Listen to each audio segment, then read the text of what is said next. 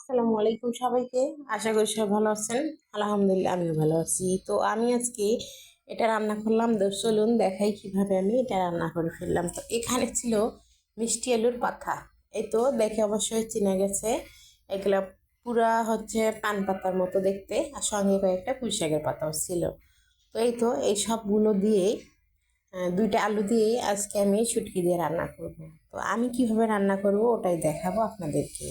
তো অল্প একটু পেঁয়াজ, অল্প একটু তেল, অল্প মশলা দিয়ে আজকে রান্নাটা হবে।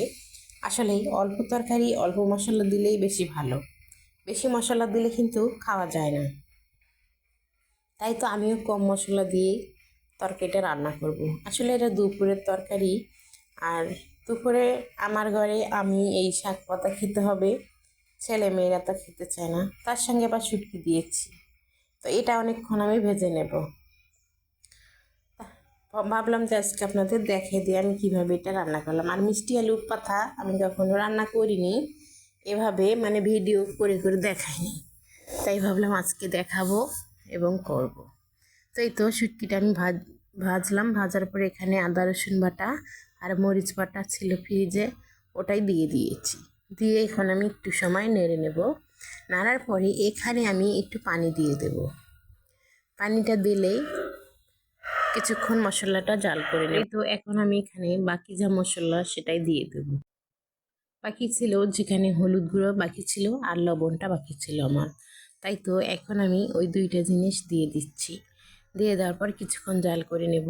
জাল করে নেওয়ার পর দেখুন এগুলো যখন সবগুলো একটু হয়ে যাবে, তখনই কিন্তু আমি এখানে যেটা দেব সেটা হচ্ছে যে শাকগুলো আমি দিয়ে দেব।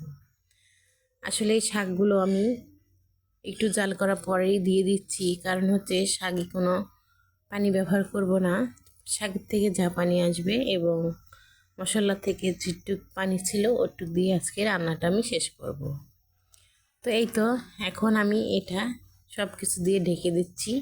তারপর তো কিছুক্ষণ জাল করে নিচ্ছি। নেওয়ার পর দেখুন অনেকটা পরিমাণ কমে গেছে। তো একবার আমি উল্টাই দিয়েছিলাম, তো আরেকবার দেখাই দিলাম আপনাদের। তো এই নিয়ে 3বার হলো। তো দেখুন অল্প একটু কিন্তু হয়ে গেছে তরকারিটা।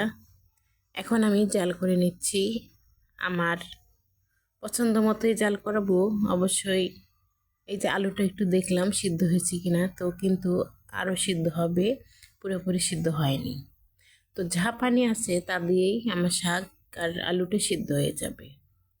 এখানে কোনো কিছুই আমি আর অ্যাড করব না। তো এই তো পানিটা একদম শুকিয়ে যাচ্ছে, অল্প একটু আছে আর পানি একটু শেষ করলে আমার শেষ হয়ে যাবে পানিটা। তো শুকিয়ে গেলে কিন্তু আমি নামিয়ে ফেলবো।